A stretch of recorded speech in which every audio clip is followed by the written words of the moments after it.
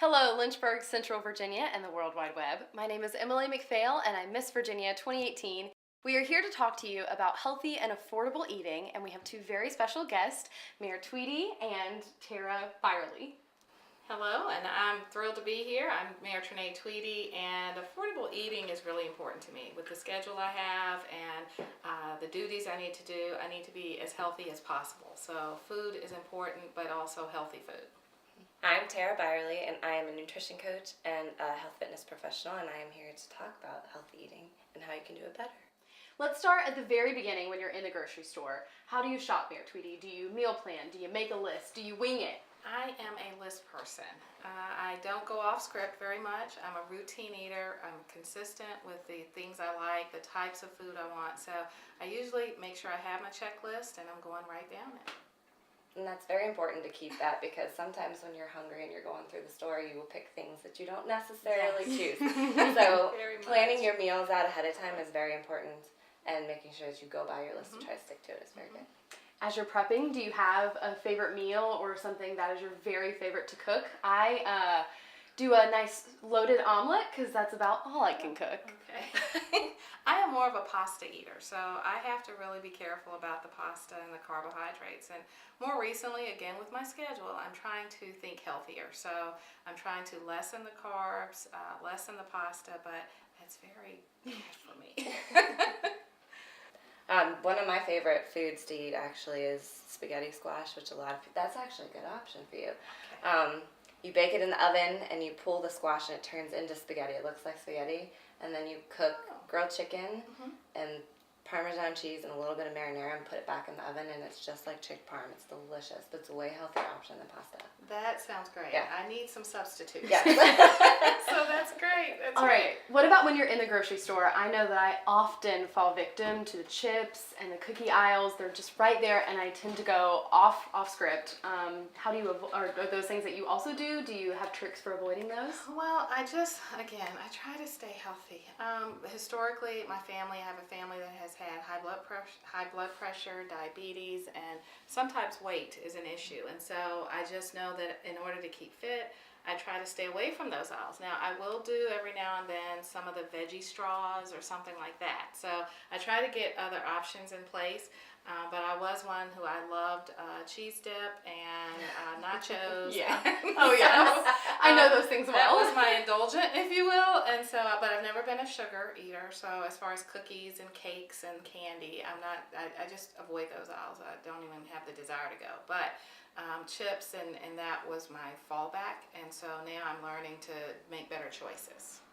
That's very good. I still get the crunch, but better choices. Right, carrots, celery, that sort of thing. Yeah. That's good.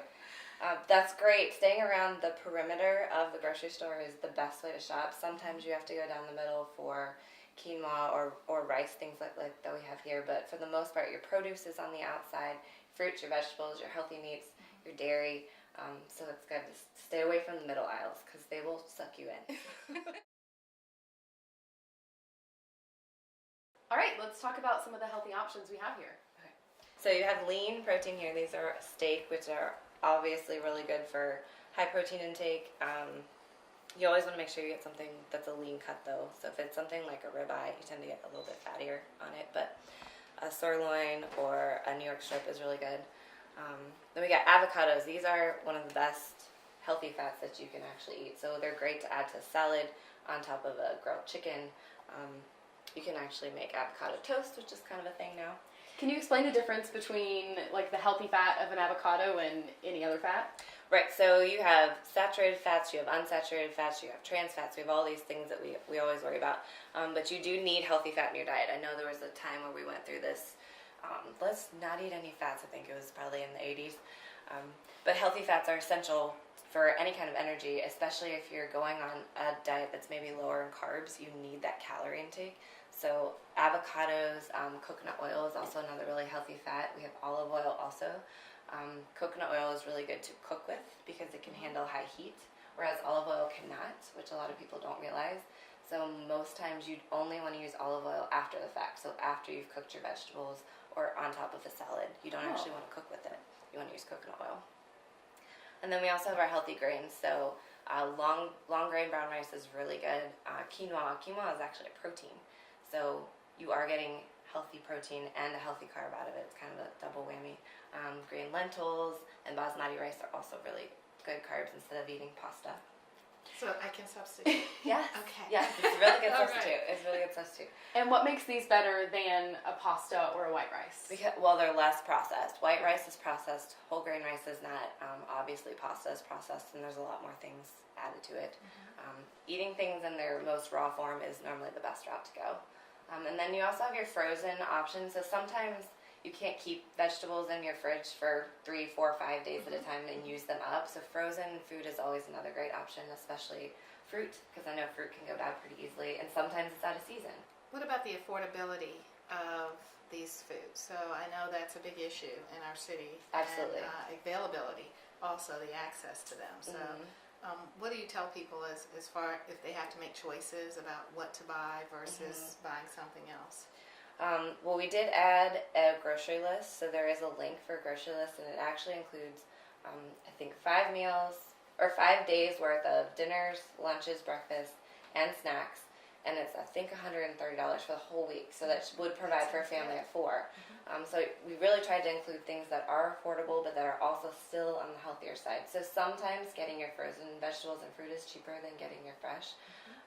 Most times you can buy in bulk too. So if you buy your quinoa, your long grain brown rice in bulk, it's a little bit cheaper and it'll last you a whole lot longer.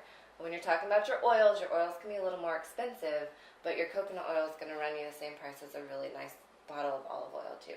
So sometimes it's worth spending a little extra more, and something this size would probably last you 6 months or more, and that's if you're using it very regularly. Your meats, steak is a little more pricey, but you can always go with chicken. Chicken is always a great protein, and it can be cooked multiple different ways.